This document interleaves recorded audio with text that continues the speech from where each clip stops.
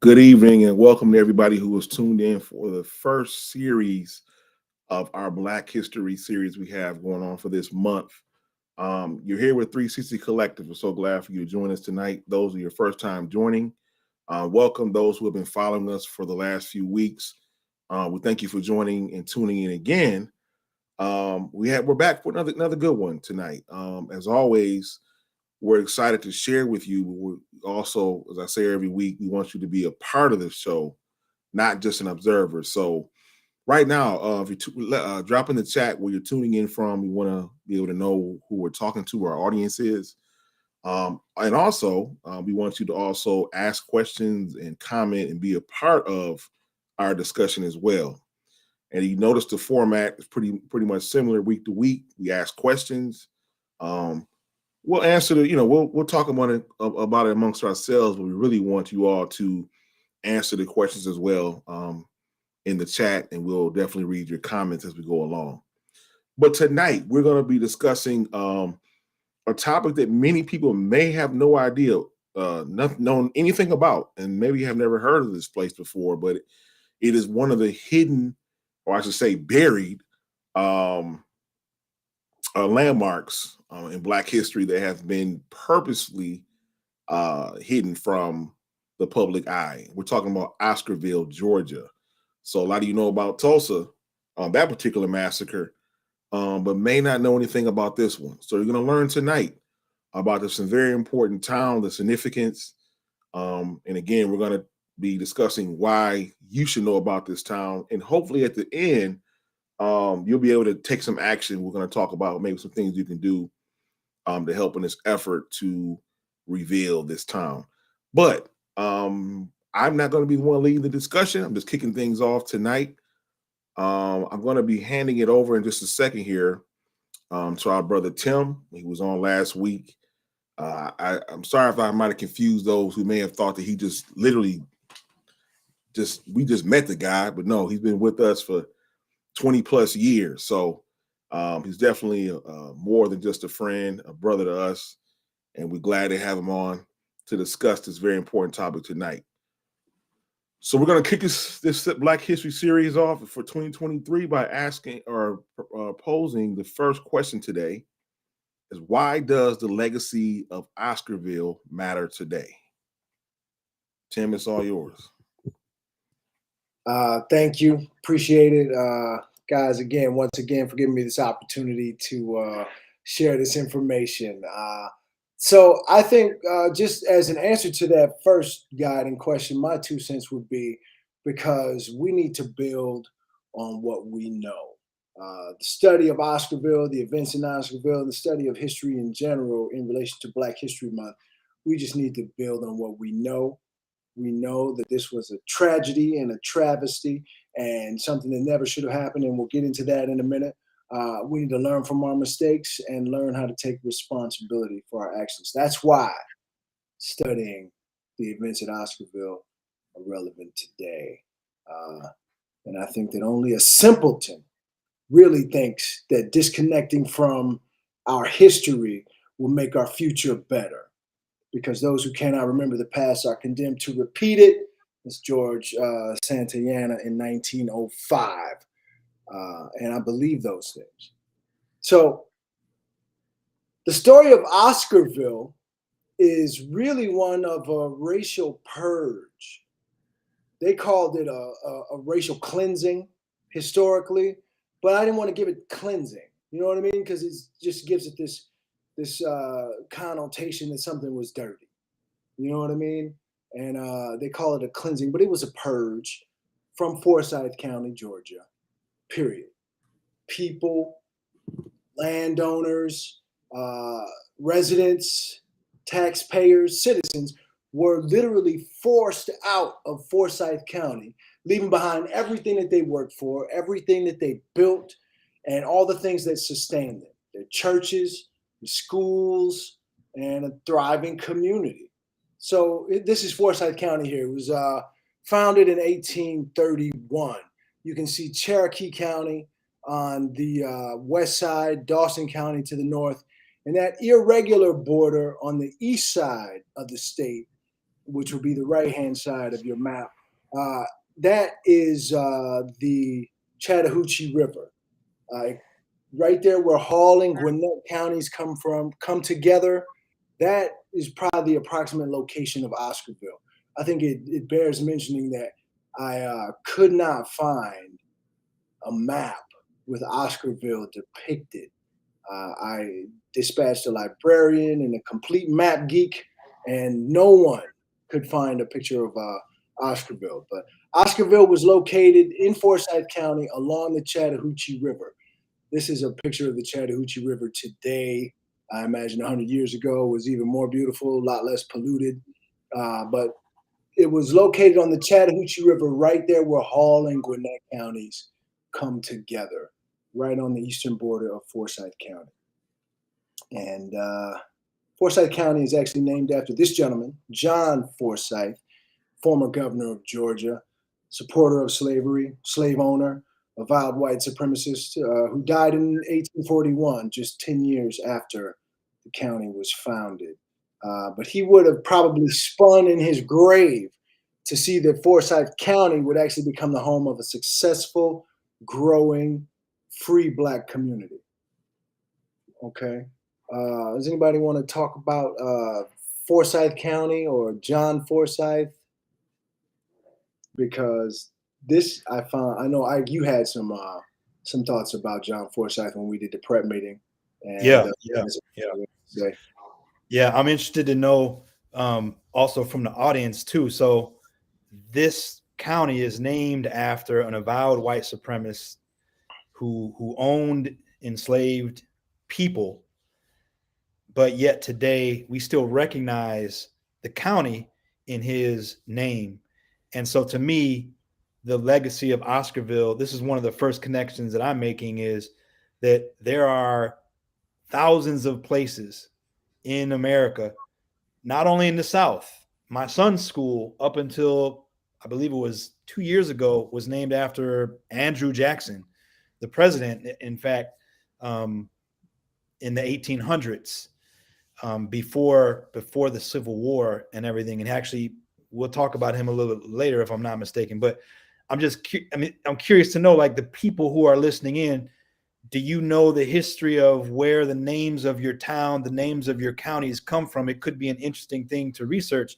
Robert Lee, the general of the Confederate Army, still has hundreds and hundreds of monuments named in his honor. And he not only stood for white supremacy, but he fought and killed for white supremacy, but yet still probably schools, towns, counties are still named in his honor. So that was one of the first connections when I think about this question: why does the legacy of Oscarville still matter today? Because it happened in Forsyth County. Forsyth is named after an avowed white supremacist. And even, didn't you say there was the something about the governor or something too, Tim, in Georgia at the time? He was the governor of Georgia. He was the governor of Georgia. And also he was appointed Secretary of State by Andrew Jackson. We all are familiar with Andrew Jackson's legacy.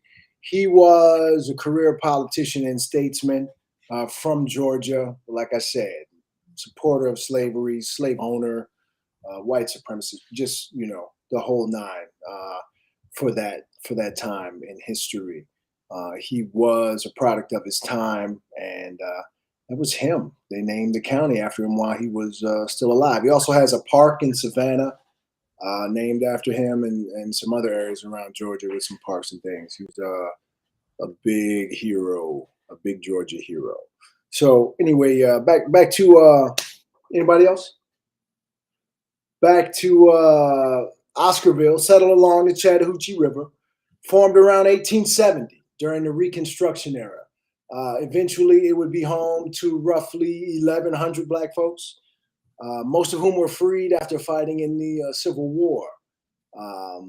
Oscarville actually grew into something really spectacular, too spectacular for its own good, in fact, because ultimately it would be destroyed after only 40 years of existence during the nadir of American race relations.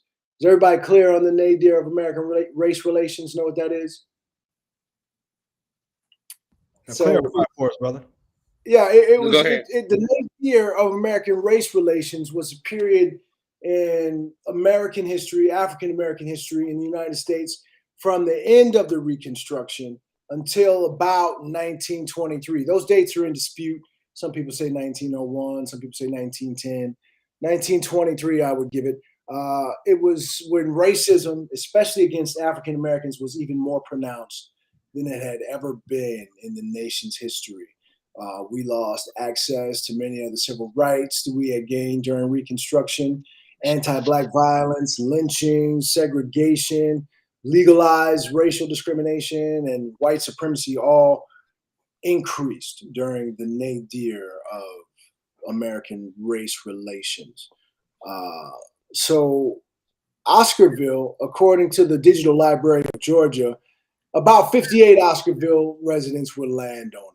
100 in Black non-residents paid the farm tax, meaning they either rented or owned farms.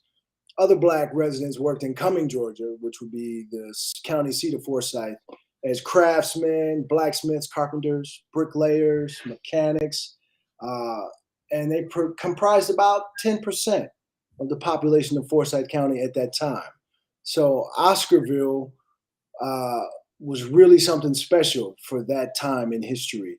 It was also an agricultural marvel because local farmers were having miraculous growth in farming while the rest of the state was really struggling, in part because of the boll weevil outbreak in the early 20th century.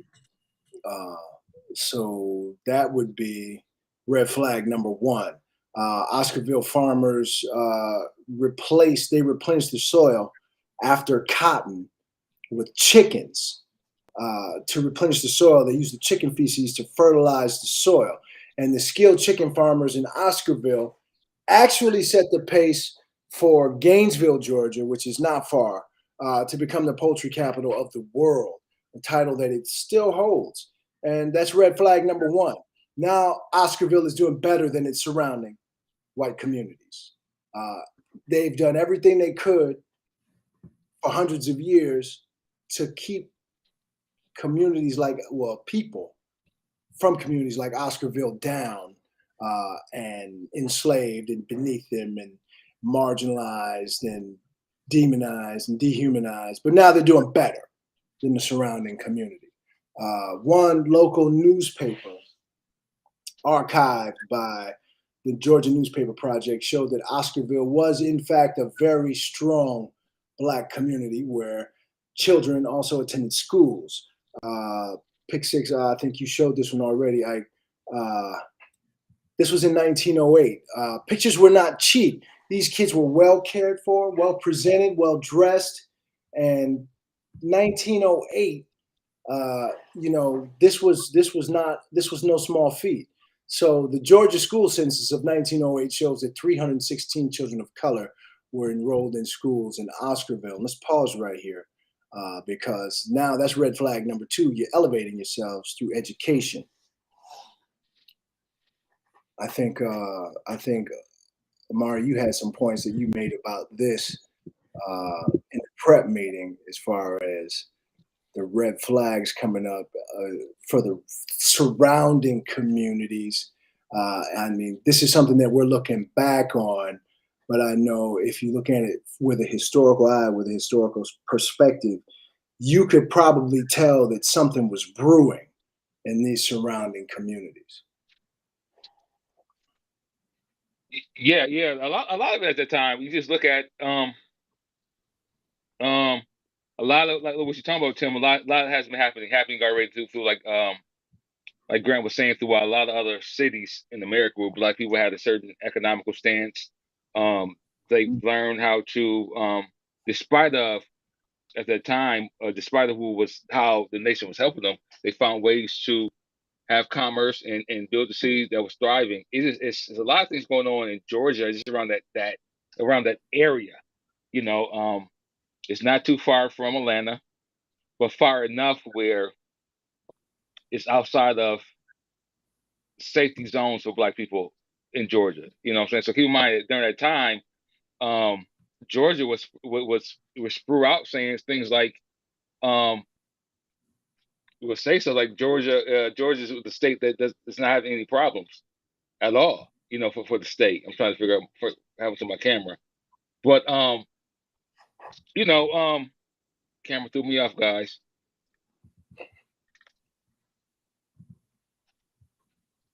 Yeah, Yeah. sorry. Well, you go ahead, man. If you want to get that together, just trying to pick up what you're saying. You know, this has been the issue. A lot of towns. This is not the only town we're gonna. You know, you can research that white folks became jealous when they noticed that black people were prospering at a time where you wouldn't think that they were able to do so. But when you have these towns that are totally segregated, in which you have to interact with one another, you have to patronize one another, you have your own businesses. What do you expect? I mean, what do you expect to happen? So, I mean, the dollar wasn't leaving the community at that time. It was circulating within the community, and you had people that had skills. And what I don't think many of the people understood at the time, when you had black folks leaving the plantations, a lot of them were leaving with skills. They weren't just field hands. You had blacksmiths, you had masonaries, people who know how to build, and carpenters, all type of skills that they acquired on the plantation. They went and transferred it into their own towns. So when they begin to build these towns up, white folks begin to look around and wonder what's going on. How in the world could they be living better than us? We're supposed to be holding them down and oppressing them. So when the rumors and things started rumoring around about how much economic wealth was being generated in this town, a lot of jealousy began to brew up, which was the starting point. There's some other things that happened that actually led to the massacre, we'll get into that in a minute. But that was the starting point of people already beginning to hate these people in this town in the first place. And Tim, as you said, we're talking about 300 some children who are in this town.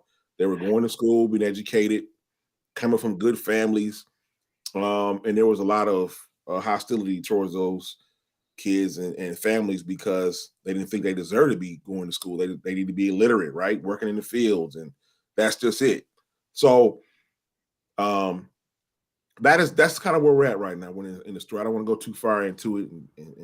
Oh no, yeah, you're right on point. To that point, you had one white subscriber write a letter to one of the local papers expressing concern that these children attending schools in Oscarville might someday be able to pass the literacy test that was made to keep blacks away from the polls. So Oscarville had these two invisible strikes against it as a community. Strike one, they're doing better financially. Strike two, they're educating themselves. And strike three came in the form of the racial conflict, which, G, you were about to get into a second ago.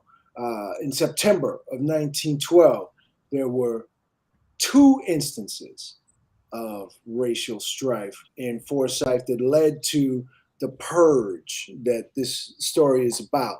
The first one on September 5th, 1912, a 22-year-old white woman named Ellen Grice claimed that two black men tried to rape her, but were unsuccessful because they were scared off by her mother.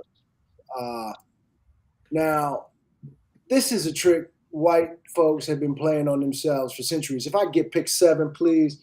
White supremacists have been playing this trick on themselves for centuries. It is this unintelligible sexual aggressiveness towards white women on the part of black men that is supposed to be, well, that actually is one of the oldest and most common myths of white supremacy, is that every black man has this incredible rage to get his hands on a white woman. And when there was a sexual assault in a community like Forsyth County, the first thing they always did was go and find the nearest black man or group of black men to blame.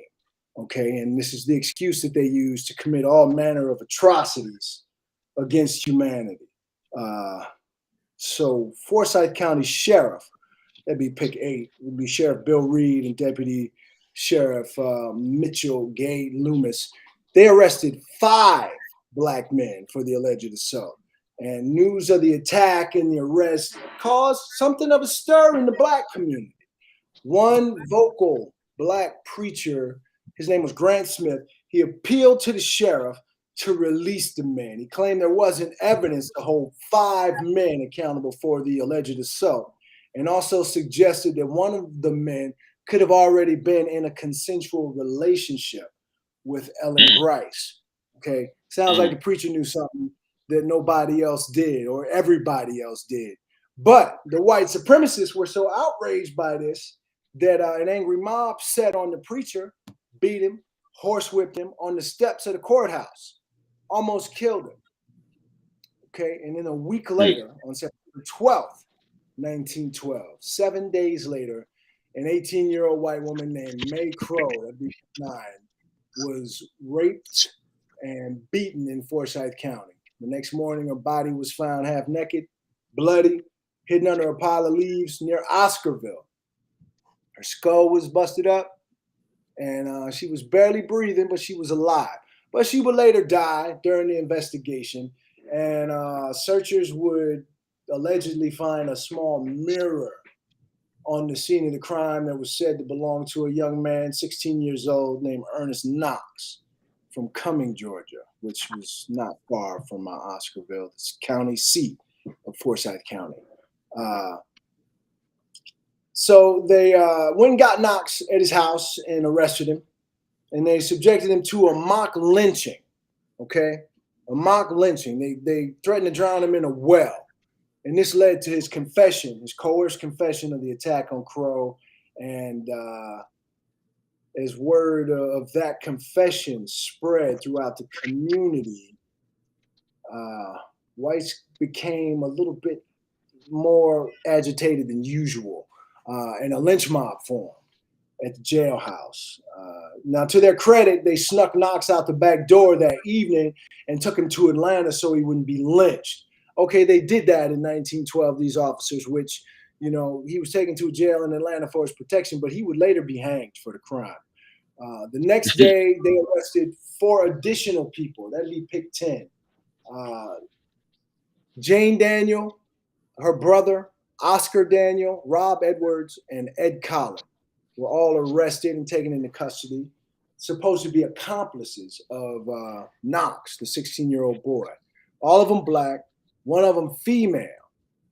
So then another angry mob formed in front of the jail that night, stormed the county jail, shot and killed Rob Edwards, which I think is the biggest brother in the photo. His nickname was Big Rob. They shot and killed him, dragged his body out, hung him from a telephone pole in the town square, and abused his corpse until it was unrecognizable. Oscar Daniel and Jane Daniel, who are pictured there on the left side of the photo, and Ed Collin, which I don't know which one of those he is, they were somehow spared mob justice.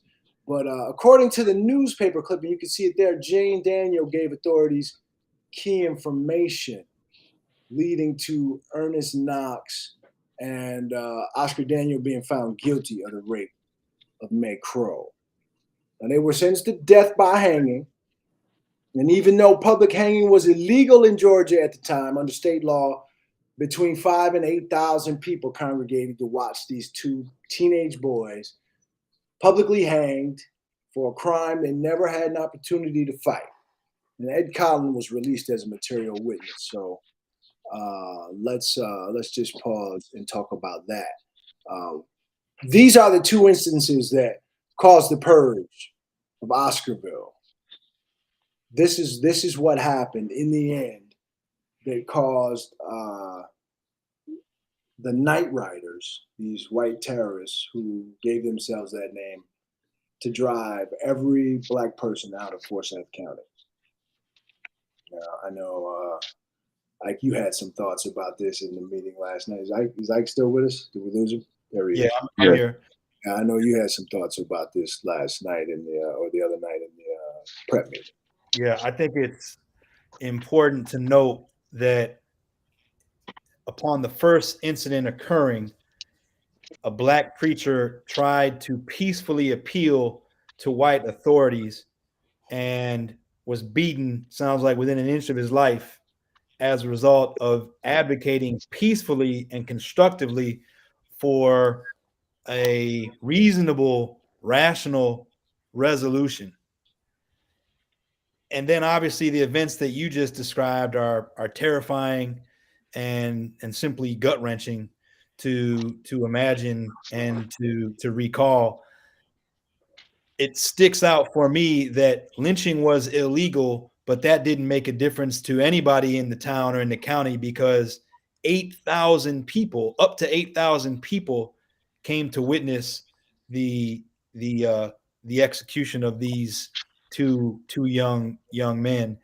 And so law and order is a smokescreen because all that means is adherence to white supremacy. Law and order is used as a cause when it is convenient, and it is ignored when it is inconvenient. Just like when January 6, 2020, law and order was not a consideration for the people who stormed the Capitol, causing the deaths of several people, and terrorizing the nation's capital. So law and order is simply a code. It's a dog whistle for the protection, maintenance, and sustaining of white supremacy. That's all it means. It does not mean law and order. When you hear law and order, you have to translate that to white supremacy. That's what it means. So that's one of the points that I wanted to make, and that's why I think another reason why I think the legacy of Oscarville matters today is because we see this rhetoric passed along today more than 100 years after the events that we've heard about so far in Oscarville. We haven't even gotten through the entire tragedy of this once thriving town. We've only begun to explore the tragedy of it all, but I think that's another connection that I've made so far. What do y'all think about that? I want to. Can I just Go ahead. Who's that? Me, Dukes. I just want to throw in. I don't want to leave out some people are commenting before we start commenting. I want to read Katina Williams. I think she says it pretty good here. How this whole thing started. She says, always starts with the white woman. The role in attempted black destruction, past and present, is highly underrated. I would say you were spot on with that. I mean, this whole incident and many incidents have started because the damsel in distress, the innocent white woman who's either beaten or raped or looked at or anything that actually threatens what she deemed to be threatened is a threat, they're eliminated. So we've seen that with Emmett Till. We've seen that now in this situation. We see Black Wall Street, the Tulsa race riots were sparked by the same similar situation of a white woman accusing a black man of something. So it happens way too often. It definitely is still happening now. That's why we have coined the term, the phrase Karen. She's still alive. She's still roaming around. But I wanted to get her comment in. So Amar, go ahead. No, I think that's pretty much it. I like how you put that. I never thought about them being Karens back then. That's good. That's good. I like that. Mm-hmm. I like that. Yeah, you got me on that one. I'm start using that now. 1920 Karens. I got you. Go ahead. I'm sorry. Go ahead, Tim. So, okay, it was after the hangings of Ernest Knox and Oscar Daniel, these two teenage boys, that the terror actually really began. Okay, this is when like I said, the terrorists, known as Night Riders, made it their mission to run every black person they came across out of Forsyth County. Okay, so that's nearly 1,100 African Americans. Around 98% of Forsyth County's black population were forced out of Oscarville after 1912. Most of them at gunpoint. Some of them running for their lives. Some of them refusing to leave and being murdered on the spot. It was an actual purge, an historic racial purge. So even though Oscarville was one of the main targets, it wasn't just Oscarville. It was all over Forsyth County. all over Forsyth County. And those who would not leave, they would be murdered. And murder was pretty common. And after all was said and done, the black property deeds from this so-called abandoned property found their ways into the hands of white neighbors without any bill of sale, without any transfer. And this effectively allowed most of the whites there to steal the land once it was abandoned, again, quote unquote, abandoned by their black counterparts and driven out of Oscarville by the night riders.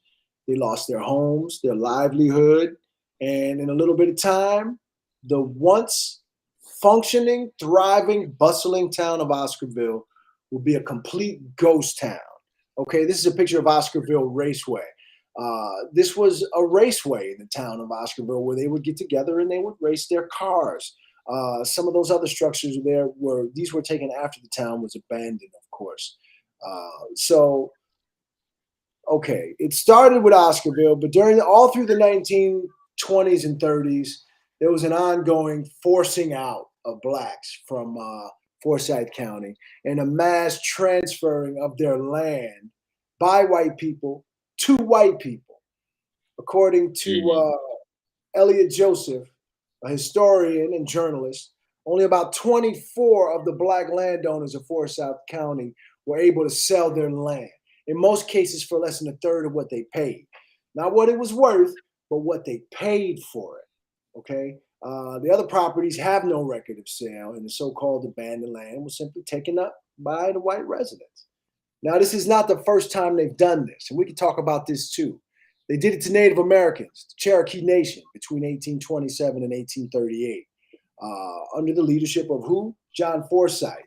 It was part of the Trail of Tears tragedy, where some 13,000 Native Americans were forced out at gunpoint and forced to travel on foot, horseback, wagon, 800 miles to Oklahoma.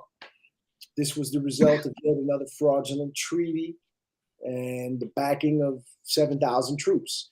Some 4,000 Cherokee died on the Trail of Tears from disease, exposure, and starvation. That's the official line. And I agree with that. They were exposed to the disease of white supremacy and starved for human compassion from white supremacists. And they really got a raw deal, man. There's no way to trace any of these people and say this tract of land was yours. This was stolen from you by him. They did get an apology, though, from the federal government in 2009, signed by none other than Barack Obama.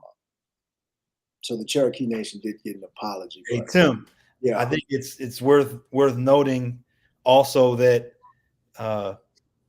the Cherokees were forced off the land despite a Supreme Court ruling stating that they, in fact, were entitled to their land despite the treaties that had been arranged. When the Cherokees discovered what was happening to them, when they discovered that they were going to be forced off their land, there were allies who appealed to the courts, and it went all the way to the U.S. Supreme Court, who ruled on behalf of the Cherokee.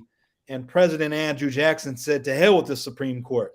And he allowed and sanctioned for the violent and forced removal and displacement of Cherokee from the territory in Georgia in question that you're talking about now. So again, law and order is a smokescreen and a dog whistle for white supremacy.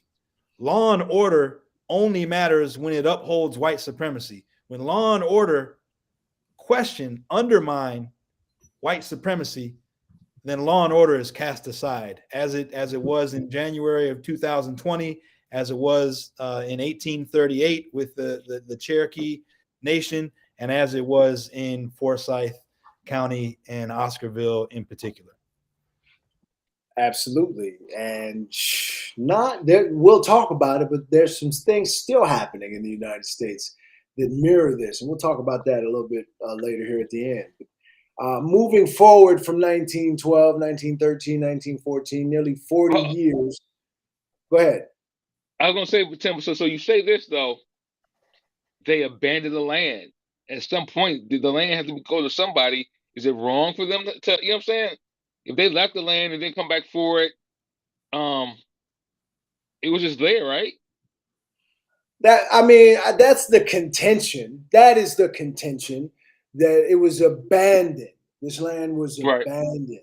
And it was abandoned for 40 years. The town of Oscarville lay in wreckage, abandoned for 40 years before the plan to build Lake Lanier came to fruition. It was in full effect by 1950. And that land had been co-opted, consumed, absorbed by the white community around them. Is it wrong? Yeah, it was wrong, because they forced them people off that land at gunpoint. They killed a whole bunch of them. And the abandoned town of Oscarville was a stain on Forsyth County. But most of that stolen land was sold to the U.S. federal government for Lake Lanier, which is going to be this man-made lake in Forsyth County and Hall County and Gwinnett County, with 700 miles of shoreline and 56,000 acres of land. Okay, and this is Gwinnett County before Lake Lanier. This is Gwinnett County and Hall County and Forsyth County after Lake Lanier. Yeah, massive lake. So most of the stolen land, like I said, will be sold to the U.S. government.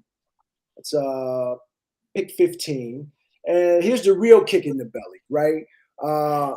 During the process of building Lake Lanier, that's 15. During the process of building Lake Lanier, 700 white families in North Georgia were relocated. Their land was purchased, most of it stolen, and they were gently picked up by the federal government and relocated gracefully, placed in a new location. Okay. Now, according to documents archived by the Historical Society of Cumming and Forsyth County, nearly half of the cost of the $45 million project, $22.5 million, was spent buying land and relocating families. This is $22 million injected into a community of maybe 700 families. Okay. And then they relocated their churches. They relocated their grave sites, not the black grave sites, not the black churches, but the new ones that had been built in the 40 years since Oscarville was destroyed or abandoned or purged. They are still there. The cemeteries, the churches, schoolhouses, they are still occupying the land that now makes up the bottom of Lake Lanier. We go back to pick 16. That is Fulton County with Lake Lanier, which was intentionally flooded in conjunction with the Oscarville Dam. Pick 17, please. They say they built the dam for 4 reasons: flood control for guess what communities, navigation for commerce, drinking water with the 20 submerged cemeteries under there, and recreation, swimming, water skiing, jet skiing, sunbathing, fishing, But I think there was a 5th reason that they built this dam, which was to bury their shame from the Oscarville Purge. This was an atrocity, a crime against humanity, and they needed to hide this. And they also wanted that $22.5 million payday for the various 700 families that were somehow inundated with all this money. This is the Buford Dam that you're seeing now, which destroyed thousands of acres of farmland. People were murdered, hundreds of families disrupted and displaced, over 20 black cemeteries, like I said, submerged, along with the entire town of Oscarville. Now, the rest of Forsyth County was untouched and remained an all-white county for another 75 years. The current racial makeup of Forsyth County is still less than 5%. How'd that happen? Now, Lake Lanier is actually named after Sidney Lanier, which, Ike, you'll like this. He was a Confederate Army veteran, a Confederate soldier, and the poet of the Confederacy. 1972 U.S. postage stamp honored him as a great American poet. Confederate guy, Yeah. Lake Lanier is 57.92 square miles. And that's going to be picked 19. It's popular with boaters, houseboaters, jet skiers, swimmers. Millions of people visit Lake Lanier every year. The 1996 held some Olympic events at Lake Lanier. And according to the U.S. Army Corps of Engineers, about 12,800,000 people visited Lake Lanier in 2020 and spent some $690 million in the surrounding area. And the Buford Dam, which generates electricity, sells about $10 million worth of electricity back to energy providers every year. So that's another $10 million a year generated since 1956. This money is owed to people. This is money that was basically taken out of the pockets of a community and just has been given away, and just, they're being completely ignored. And they have been for over 100 years. When the waters of Lake Lanier receded in 1987, they had a severe drought. Parts of Oscarville actually resurfaced. The racetrack resurfaced. You can see some of the stairs from the Oscarville racetrack in one of the pictures that I have for one of the slides that resurface whenever the water recedes. And this is my last thing. And then we can move on with the discussion now. This is one of the deadliest lakes in the country. Over 700 deaths in Lake Lanier since 1956. These are the stairs of the Oscarville Raceway that reappear when the lake recedes. Over 700 deaths since 1956, and many of the bodies are never recovered. The lake is said to be haunted. So yeah, that is my presentation on Lake Lanier. We can open it up for further discussion now. I think I've had my say. Why does this legacy matter today? Like I said in the beginning, we have to build on what we know. And what we know is that there are at least 70 to 100 travesties like this in the United States during the nadir of American history. This was done over and over and over again. And was it a bad thing? Yes. Was it a mistake? Yes. And we need to look at this and learn from it and say never again. We need to acknowledge that these people had their lives taken from them and their land stolen and their livelihoods just yanked from under them like so much rug. So yes, and we need to take responsibility for our actions. Our ancestors, both white and black, need to learn how to take responsibility for our actions. That's why this matters today. I think those are wonderful points, Tim, because if the land was stolen, and for America, how we judge our wealth, especially for the people that are so-called middle class or the lower class, is by our land that we own, right? And if the land was stolen, those descendants of that area, they're due. Some of these dues because the land was stolen, sold to the American government, and so you think there should be some level of something given back, because, like I said before, if we say that owning a home is one of the key components of wealth in this nation, or at least the backing of it, right? Imagine how many people have no connection to any of that wealth for over 100 years, and what could have happened with that generational wealth if they would have had access to that land. $22.5 million in 1950. I mean, that's a lot of money today. But $22.5 million in 1950, 1956. Come on, man. That kind of wealth is life changing. It would have changed the course of history, I think, if communities like this would have been allowed to survive. Right. Yeah. It would have changed the course of history. That's right. Let's jump to some of these comments here. I don't want people to think we're ignoring them. So let's go jump back down to, we'll read the latest one. Katina Williams says that, what can we do about these situations? The enslavement, free labor, denial of government benefits afforded to whites, the long list. Seems like we can only mention that it happened. We've been robbed, still being robbed. Very, very true, Katina. Both true. Yeah. Both true. There's things that we can do. There's actions that we can take. Definitely talking about it is the absolute first step. Definitely bringing it to people's attention. is the absolute first step, so that we know this kind of stuff has been happening for so long, and then we can stand up. If we don't know about it, we can't stand up for the rights of these people and the rights of these individuals and groups. We have to know about it. So talking about it is one thing, and then there's already a precedence that's been set for some of these people having their land returned. I think who brought up Bruce's Beach? Was that UG that brought up Bruce's Beach, or was that Ike? I think Ike was researching it. We kind of stumbled across it. We were talking about it last night, but Ike, do you want to talk about that? Or no, go ahead, G. Okay. No, I mean, this is so to what you're saying, Katina, again, we it seems like we're only mentioning things, but I think the ball is starting to roll.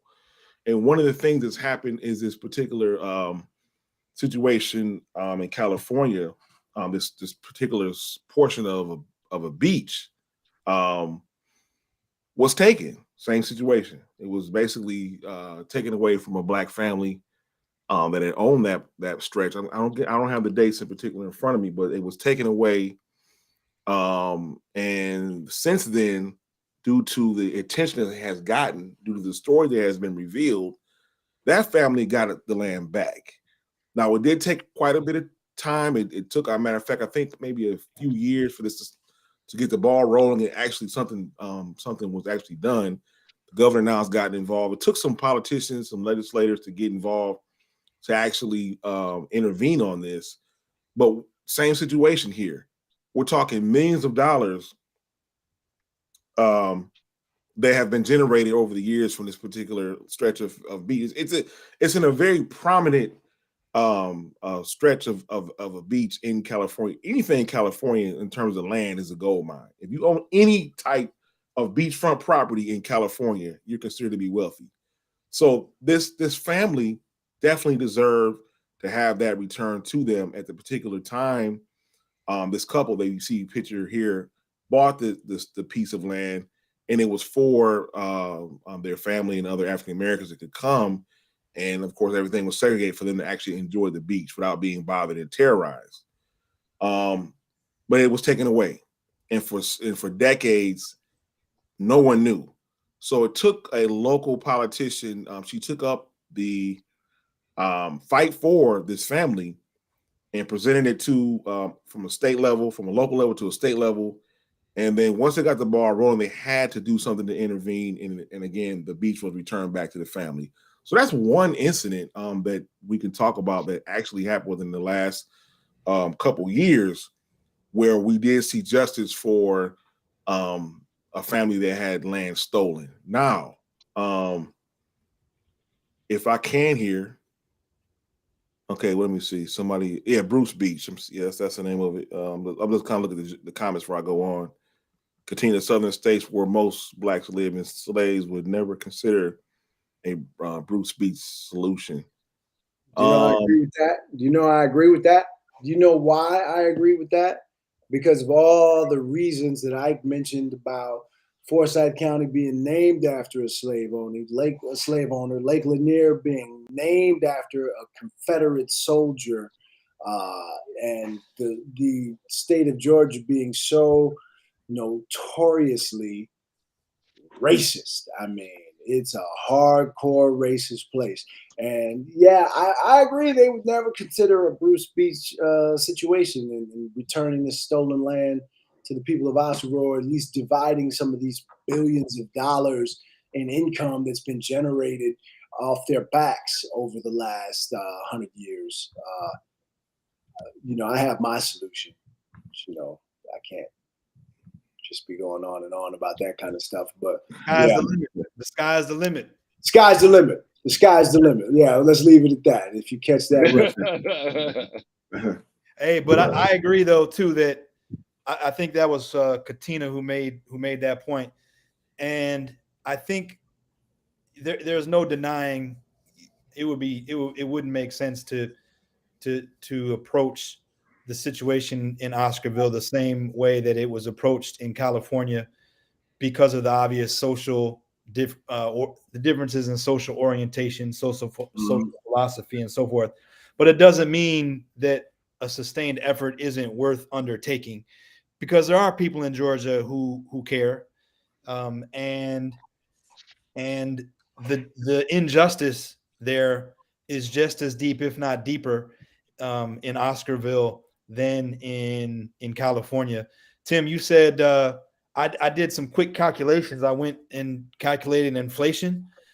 What was it? $50 million. What was it? What was that amount again? The 10 million a year, the 10 million a year generated by the dam in electricity, or the something in you said something about 1950. You said something about 1950, right?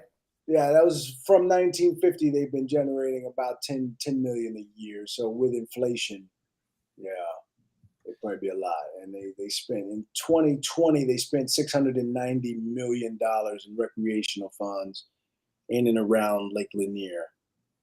Yeah.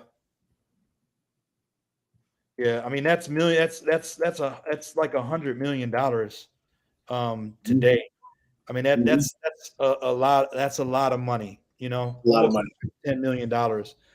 So there's more money here at stake, and I think the injustice is just as much in need of redemption. So it's true that you might need a different approach. Maybe more grassroots, maybe more citizen based. The person in California was a legislator who was able to enact change, of course, with support of other people. But I think it's still something worth investigating. So, and other places as well. We do have Senator Raphael Warnock, who might be sympathetic to this situation down here, who just won his full term against Herschel Walker, who we know who would not have been sympathetic to the situation in Oscarville. So we do have some legislators down here and some government officials down here who might be sympathetic to this cause, who might want to rectify this wrong. I just wish I could get in on some of that cash money that is owed to these people, straight owed to them. It's not even debatable, but I think you'll find all kinds of room for debate with white supremacists and apologists. What are some of the pushback? I don't know if you know, but what are some of the pushback that maybe had about giving some of the money back or the land back? Well, the pushback is that same old philosophy is that this already happened. None of us were here, therefore we are not responsible, which is an argument that doesn't work. It is that same old argument that is, the past is the past, you need to move on. The past is the past, you need to get over it and just move on, which does not work, which is a misnomer, an incredible misnomer, because we are taught to respect and revere the lie that is the past that we're given in our K through 12 education and some of it in college. And we are taught never to forget. Remember the Alamo and all that kind of stuff. But when it comes to the history of atrocities against African Americans, Native Americans, or any kind of people of color, we're supposed to just forget that. So that's the major pushback, is that institutionalized racism and things like this are created by people like us complaining. We are institutionalized racism, just even this show. People like us trying to bring light to things that have happened in the past, to things that we weren't subjected to, are the cause of institutionalized racism. That's the pushback. And that's just about as ridiculous as purging a community based on some kind of racial stereotype and some kind of racial accusation, sexual accusation. But that is the pushback. This already happened. None of us were responsible, so we're not going to address it. Mm.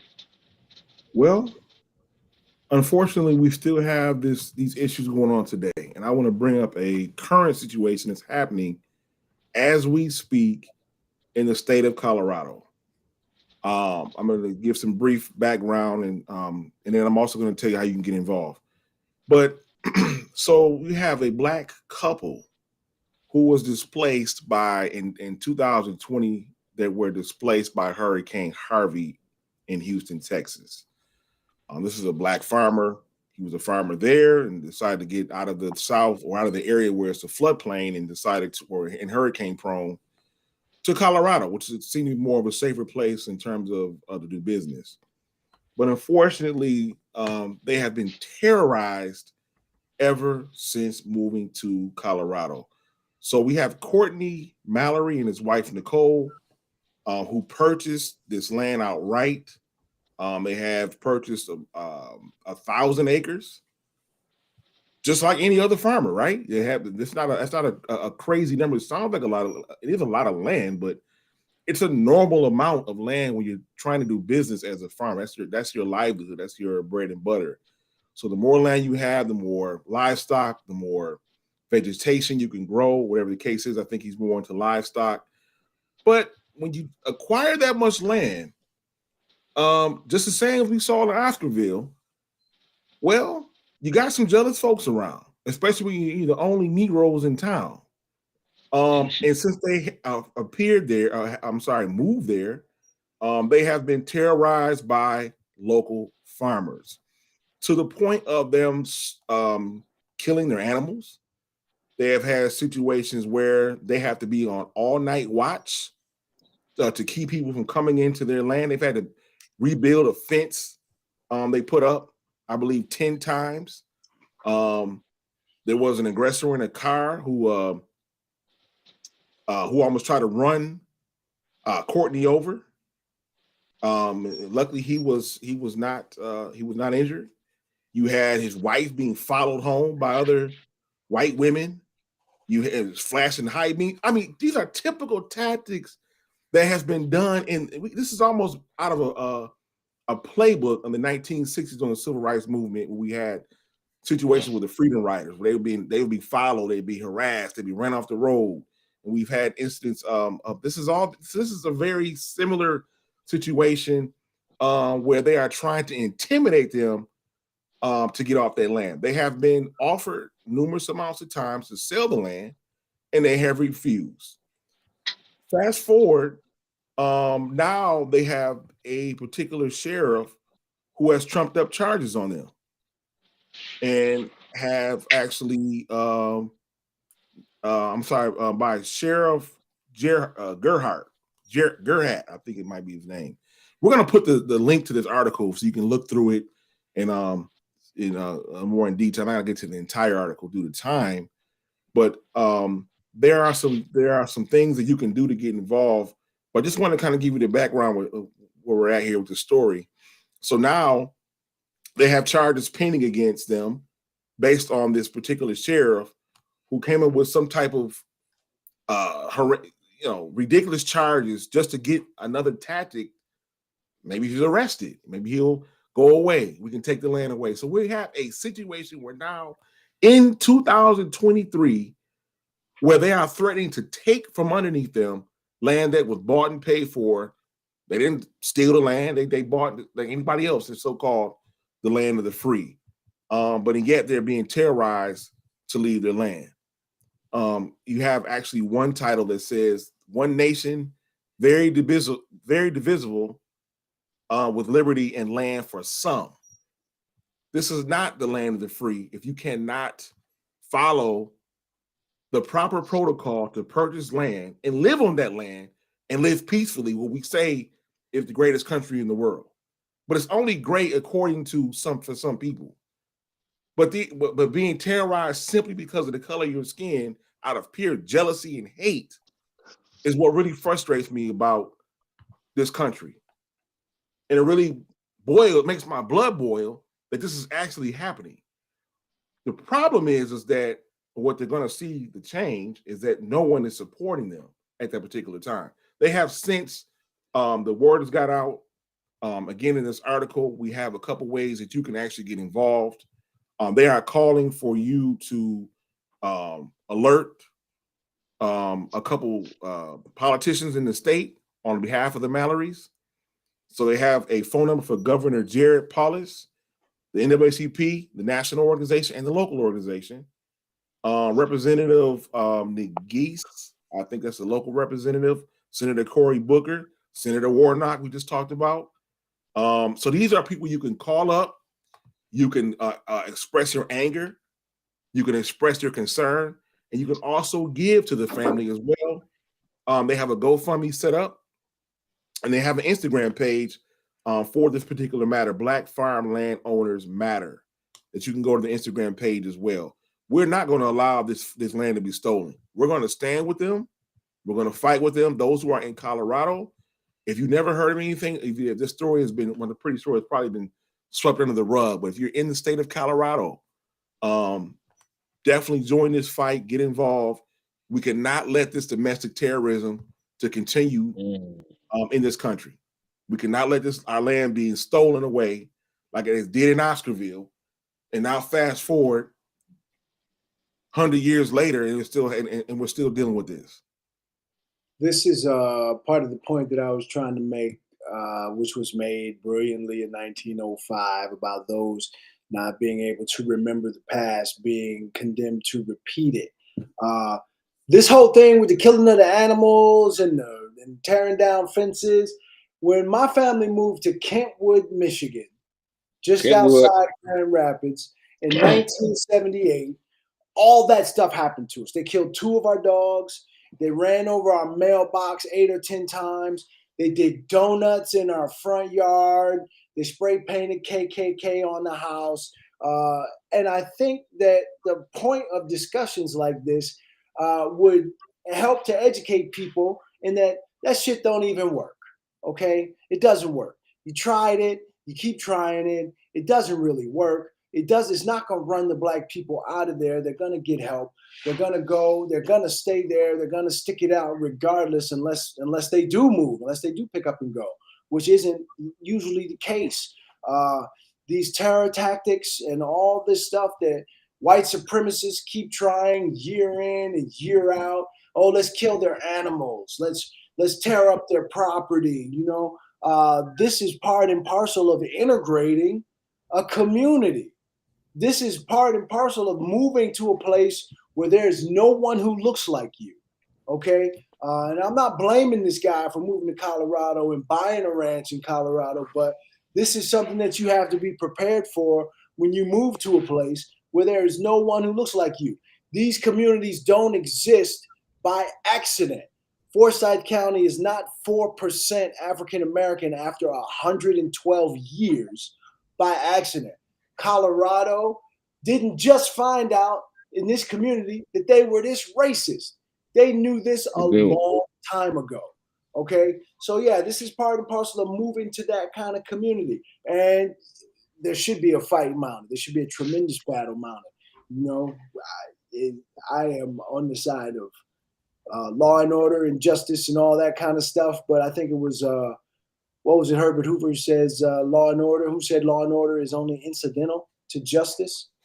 So Hoover what says does that tell you about this situation in Colorado and what needs to happen? You can't go to these politicians. You can't go to the sheriff. They are in cahoots. They're like, get these niggas out of here. You know what I mean? So you need to gain the respect and adoration of that community in the only language that they understand, in my opinion. But I'll shut up right there. Yeah, no, you're spot on with that. I mean, sky's the limit. The sky is the limit. The sky is the limit. We got another comment from Katina Williams. Solution is normally a non-starter with the white majority government. Minorities of all types will have to start forming their own political parties and coalition to get things done. We are gaining nothing with only 2 parties, both with white majorities. Even this black rancher situation could be solved if there was a black political party with an agricultural platform, voting and supporting matters they care about. Black farmers are catching hell everywhere. We did talk about that. Black farmers are catching hell everywhere, and that's true. But it goes back to people who look like you in the halls of power. You don't want us in the streets. You don't want us in the farms either. Where can we go? You don't want us in your community. In every successful community we've ever built in this country, they've somehow destroyed. So yeah, we can't go to your community. We can't have our own community. We can't farm. What are we supposed to do? It's a catch-22. But I think the building of a community is key.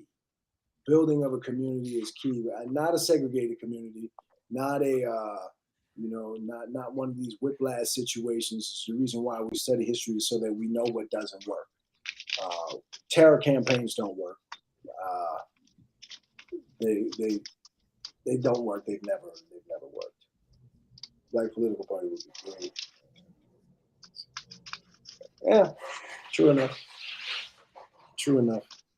But yeah, guys, it's been a great conversation. I really appreciate it, man. It's been lively. I would say so. I've been to Lake Lanier. I was trying to find a picture when I took the family went there once, and I've been to Lake Lanier, and I swam in the I was in the water. Well, what I call swimming, and oh wow, it is true of. Sometimes it's amazing. Sometimes you just know about the aura of something, and sometimes you hear it enough, you believe in what you hear. But Lake Lanier is spooky, right? So you hear it so often being in Atlanta, you hear it so often with Lake Lanier is just being spooky. But it's the how many people die in that lake every year, yeah, right? So that's 700. so this is how like they talk about the curse of what happened to that county taking the land from those African Americans, and so how it was cursed because it also was laying on the town itself, Yeah, and it's so funny that every year somebody. Matter of fact, the funny thing is I think the day that I took the family out there, I think somebody did die, mm. right? But Mm-hmm. then it happened so often, right? That um you really think about it. You don't think about it at all. But that's the level of curse. Like I say, it could be thrown there, but it's something there. So something in the aura, something in the water is like, goodness, what's going on? And then you can see how it happened. If you could just see how like once you get out of Gwinnett County, which is borders the lake, the the population does change, right? The further north you go from Atlanta, the population changed dramatically. And you're going north. You're just going north, and so you might think of Atlanta because it's close to Atlanta as this metropolitan of of of diversity. It is only that in certain parts of that perimeter of the circle of was it 285? What's it called? 285, Tim? 285 perimeter. 285. So you have a highway that goes around the circle, but once you go outside that circle, that diversity starts to dwindle, and that safety starts to go away, right? And so I think what you said before too was some parts about it is I think people do got to understand when they move into certain populations, the further you go, a little bit of that safety goes away with it, right? And so, yeah, we have the freedom to move where we want to, and we have those rights, but chocolate cities were made for a reason because I think we travel to these chocolate cities for safety. You know what I'm saying? And sometimes Anonymity. um yeah, but now, Anonymity. like I mean, but now we got money. We wish to choose to go some of these places, and you feel this. I mean, I don't know what happened with the people in that city there, but like how often do they feel that level of animosity of not wanting to be there? And then if you want to go back 100 years ago, like what was the daily existence of those people? Because keep in mind, if they got ran off the land, you don't give up your land, right? Because you understand what the land means. They know what that land meant because they was only so many years away from slavery. So how bad really was it that they said, "No, what? It's not worth going back," right? It's awful, bro. It's I mean, awful. it had to be. It had to be something within them that said, "No, what? It's not even worth going back. I'm gonna give it up." I understand what land means, cause I, I'm just a generation away from slavery. So I understand having the land. I understand I understand it, but I'm gonna give it up. It's not, it's not even worth going back to go get. Yeah.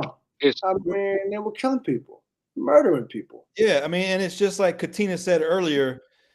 I mean, she said something that's very pragmatic, which is like no legislator in Georgia is going to give money to the descendants of Oscarville. I mean that's a true statement, right? We can't argue against the factuality of that. So if we're talking about the 30s, the 40s, the children whose parents were displaced from Oscarville, like they knew what time it was back then. So and like Tim said, the option is either you survive where you are or you go back and you try to fight for your land and possibly die.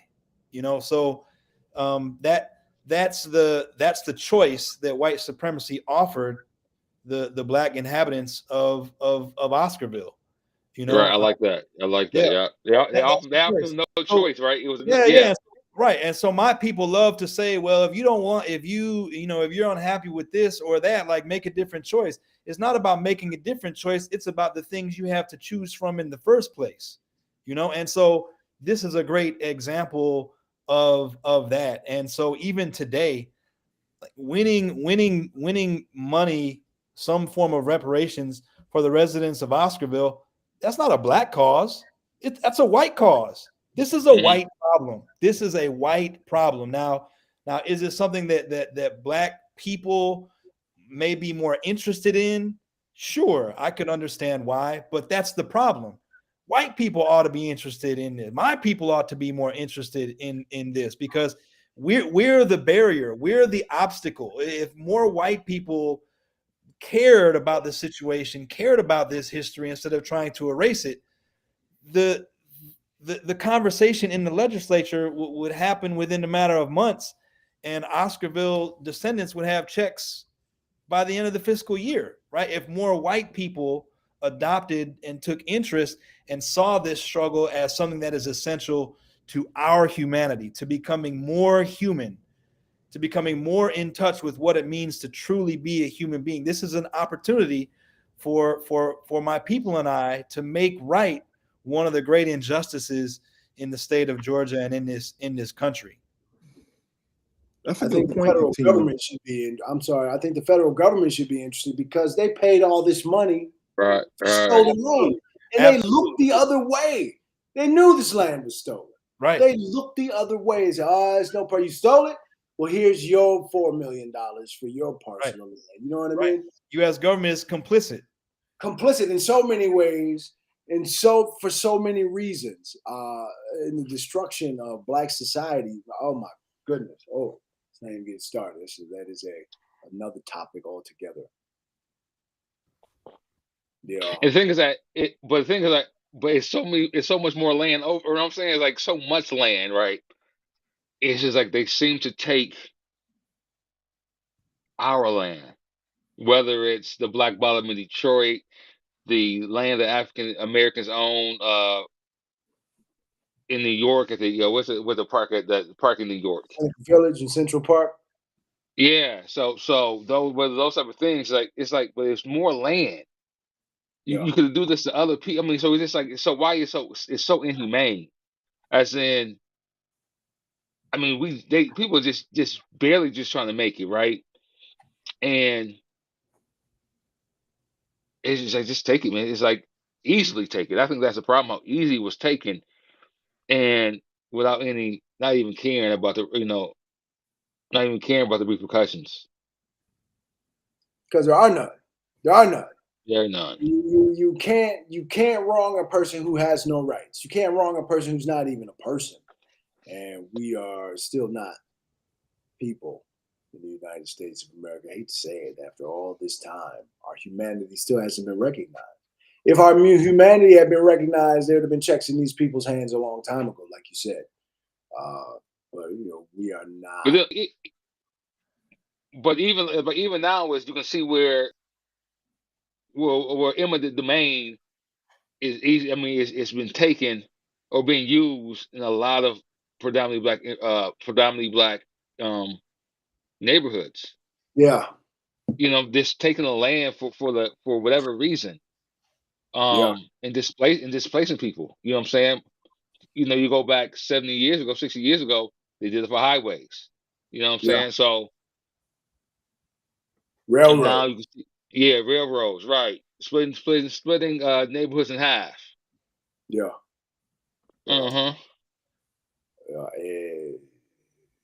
Yeah, you know what? I think that the frustration level is gonna boil over one day. It's gonna hit a fever pitch, and there's gonna be something very serious that happens surrounding something like this.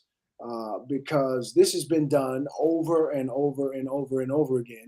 And now you have this whole movement not even to teach it at all. I am in an ongoing debate with an individual about the fact that, like I said before, institutionalized racism is just black people complaining that we have the same opportunities on paper, at least, as everyone else in the country, which is a bold-faced lie, which is a misnomer, which is a very, very simple way of putting it. I think the battle is bigger and more complex than we've been given it credit for, or maybe we haven't given it enough credit for its complexity and what needs to be done. What needs to be done. And I think, Ike, you're right. This is like a lot of these problems are white people problems, because the situation was conceived of, created, nurtured, maintained, and supported by white folks. So we need the help of white folks to solve this problem. White folks are like, no, that's not our problem. If you'll stop talking about it, it'll just go away. And I think that is so unfortunate and so unfair to everyone involved, including white people. Yes, and I think so. And this is Katina made a point about speaking. So using we in terms of, I believe, black people, we can no longer wait on whites to give us equality. I completely agree with that point. And my assertion isn't to suggest that white people ought to lead the fight. White folks just need to get involved. Yes. We need to become conspirators. We need to become active more broadly than we have been. We need to catch up because it is our own humanity that is at stake. And so it isn't that it's on white people to give something to black people.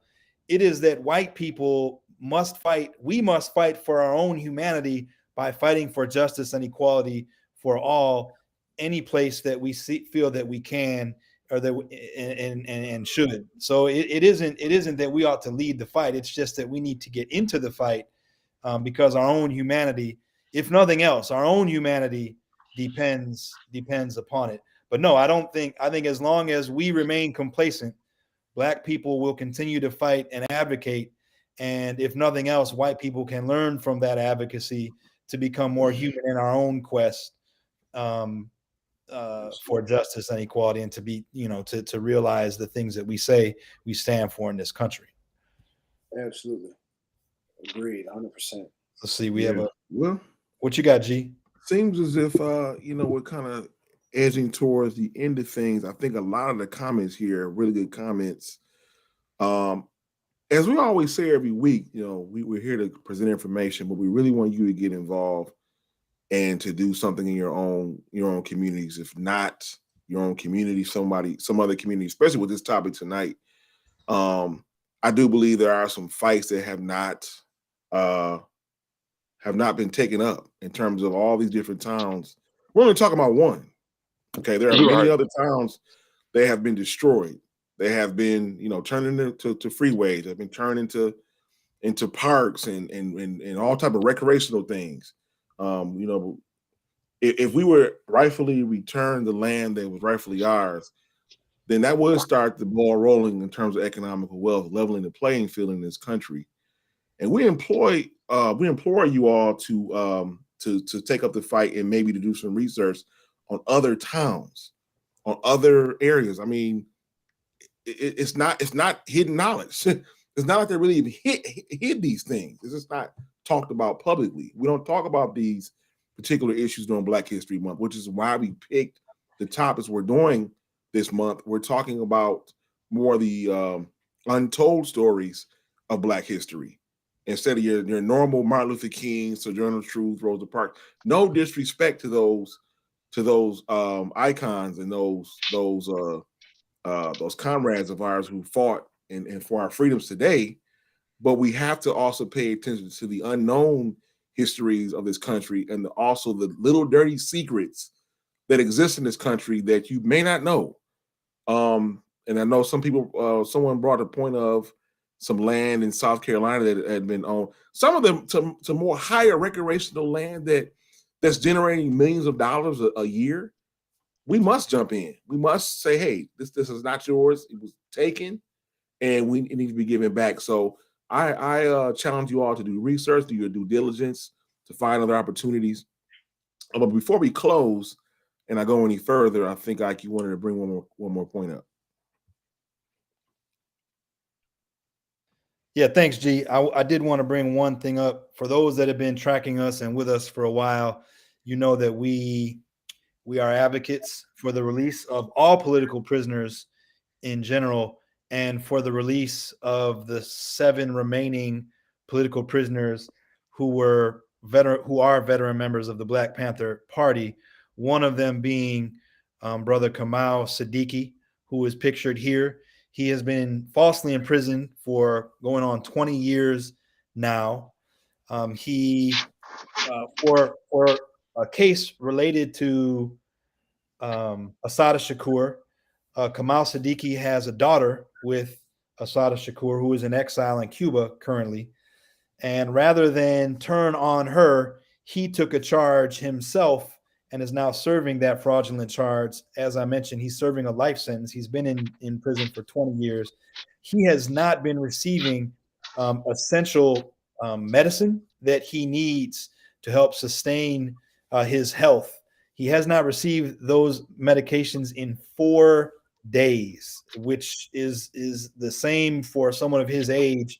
He's 70 years old, and his health condition of putting his life in severe risk. So we're asking if you are able to reach out to the State Medical Prison Administrative Office to ask that Kamal Siddiqui, also known as Freddie Hilton, be given his blood pressure medication.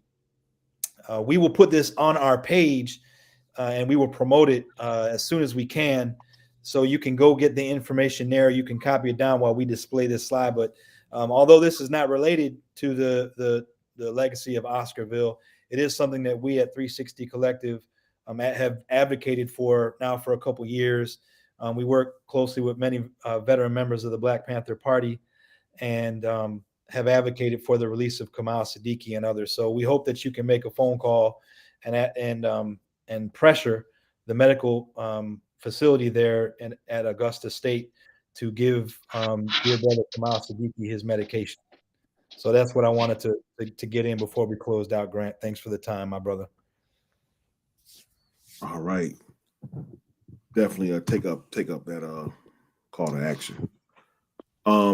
Once again, we want to talk about our consulting firm that we have, media publishing consulting. 360 Collective online is where you can find information about the services that we are able to render.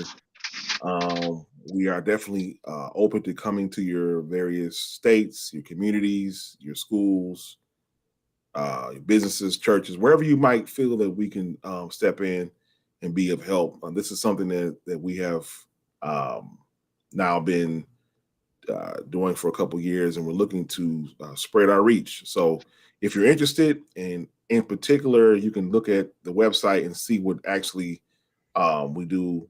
Well, I'm not going to go over everything, but 360collective.online is where you can look exactly the services that we offer. And if you want to use us, by all means, contact us, and we'll be happy to come out to you. Again, this is the first of our 3-part series that we're going to. We have, I'm sorry, 4-part. We have 3 other weeks that we're going to be talking about the unsung heroes of Black History Month. And so next week we're going to talk about the life of Kwame Ture. Some of you might know him as Stokely Carmichael. This is another. Wow, I mean, he's a heavy hitter. I mean, he did so much, but not a lot of attention is given to him during Black History Month. He is a prominent organizer in the civil rights movement at the time.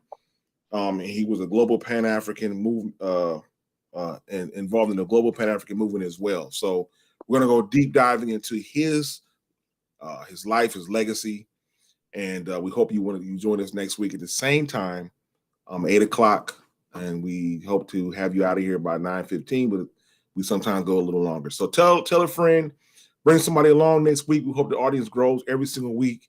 But this is our Black History Month programs that we have already in place, and we're looking to share with you, and we're looking for you all to be here every week. So anything else before we get out of here?